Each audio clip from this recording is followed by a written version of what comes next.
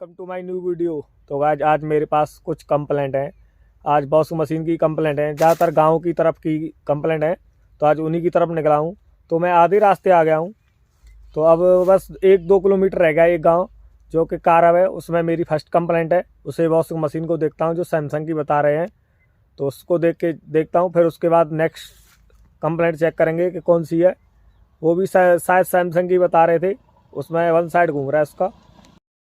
तो रास्ते में मैं आ गया हूँ। ये मेरी बाइक है जो मेरे पीछे खड़ी है, इसमें मैं सामान लेके आया हूँ। 2 मोटरें और कुछ टाइमर और सील वगैरह लेके आया हूँ, जो कि अगर कोई भी प्रॉब्लम होती है तो गांव से कम 15 किलोमीटर मथुरा है जिससे मैं सामान लाता हूँ।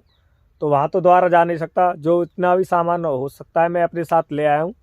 तो जो भी कंप्लेंट होगी मैं उन्हें संग की संग करता चला जाऊँगा। तो पहले ही कंप्लेंट है, उसी को देखते हैं जाके। बस 1-2 किलोमीटर रह गए हम। तो कारा बस यहाँ से 1 किलोमीटर रह गया है, तो अगला गांव कारा भी दिख रहा है। और मुझे ये पीले पीले खेत, ये सरसों के खेत हैं आ रहा है यहाँ से। और इधर भी लाया और इधर ये गेहूँ हो रहे हैं खेतों में, और चारों तरफ हरियाली हरियाली दिख रही है गाँव के।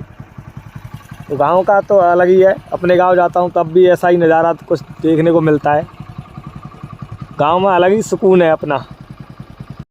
तो आज मैंने जो कारम में वॉशिंग मशीन थी उसे तो मैंने देख लिया, बट उसकी वीडियो बनाने लायक ही नहीं थी। उसके कोठरे में रखी हुई थी क्योंकि गांव था, तो उसके कोठरे में डाल दिया। और उसको कोई टेक्नीशियन उसे पूरी बॉडी को उसको खोल के चला गया था। उसमें दोनों मोटर अलग थी और गियर बॉक्स भी अलग था उसका, और पल्सेटर टूटा हुआ था उसका। मैंने मना कर दिया कि इसको सही कराने से बढ़िया आप नहीं ले लो, क्योंकि उसमें दोनों मोटर प्लस गियर बॉक्स और ड्रम की वो साफ टूटी हुई थी, और पुली, ब्रेक और पल्सेटर भी टूटा हुआ था। जो उसमें प्लास्टिक का था, सैमसंग की थी ओल्ड मॉडल, तो वो भी उसका पल्सेटर टूटा हुआ था। ये दराई गड़ी की वॉशिंग मशीन है जिसमें वॉश टाइमर ख़राब था, एक साइड घूम रही थी। इन्होंने भी 1.5 साल से नहीं चलाया, जिसकी वजह से थोड़ा सा जाम हो गई है। और इसका टाइमर मेरे पास है नहीं, वो टाइमर लेके आना है और डालना है इसमें। और दहराई गड़ी की वॉशिंग मशीन में टाइमर ख़राब निकला है वॉश मोटर का, जो कि वन साइड घूम रही थी। वो भी सैमसंग की थी, वो भी ओल्ड मॉडल था। वो भी 3 साल से काम नहीं कर रही है, बता रहे हैं कि 3 साल से एक ही साइड में चल रही है। गांव में ये हालत है वॉशिंग मशीनों की। पीता नगर है जो कि राय के पास है, उस वॉशिंग मशीन को और देखता हूँ। वो भी LG की है। उसमें कस्टमर बता रहा है कि कपड़े नहीं धो रही है और घर घर की आवाज़ कर रही है, तो वही देखनी है। चलते हैं। तो पीता नगरा बस मेरे से 1 किलोमीटर दूर है। तो ये LG की वॉशिंग मशीन है, इसका गियर बॉक्स ख़राब है और इसकी दोनों मोटरें जाम हो चुकी हैं।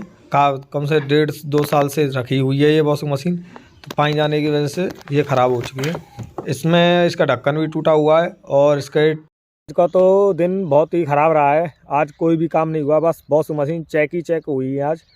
तो 2 वॉशिंग मशीन तो ऐसी मिली जिनको रिपेयर कराना ही सही नहीं था, क्योंकि उनमें इतनी ज़्यादा हालत ख़राब थी। एक की तो बॉडी सब कुछ खुला हुआ पड़ा था, जो भुसकी गठरी बस में से निकाली थी वो तो। और दूसरी वो बाथरूम में रखी थी और 1.5 साल से चलाई नहीं थी, तो उनकी दोनों मोटर जाम हो चुकी थी। और उसका गियर बॉक्स पहले से ही ख़राब था, बता रहे थे कि वो घर घर करती थी, जिसकी वजह से हमने बंद करके रख दिया था उसे। तो उसमें दोनों मोटर जाम हो चुकी और गियर बॉक्स ख़राब था इसका। और उसमें चूहों ने तार बार सब काट दिए थे उसके, और हॉजिंग को भी ख़राब कर दिया था। तो उसको भी अच्छा सही करना नहीं था। कस्टमर ने मना कर दिया कि भैया इतना खर्चा आ रहा है तो रहने दो। अब चलते हैं अपना नेक्स्ट। अभी एक वॉशिंग मशीन बची है, शायद उसमें कुछ हो जाए। एक वॉशिंग मशीन का तो टाइमर ही ख़राब था, तो उसका भी टाइमर मेरे पास था नहीं, तो उसे लेके जाना है, वो भी लगाना है। तो बस यही काम था। आज का दिन तो पूरा ऐसा ही चला गया।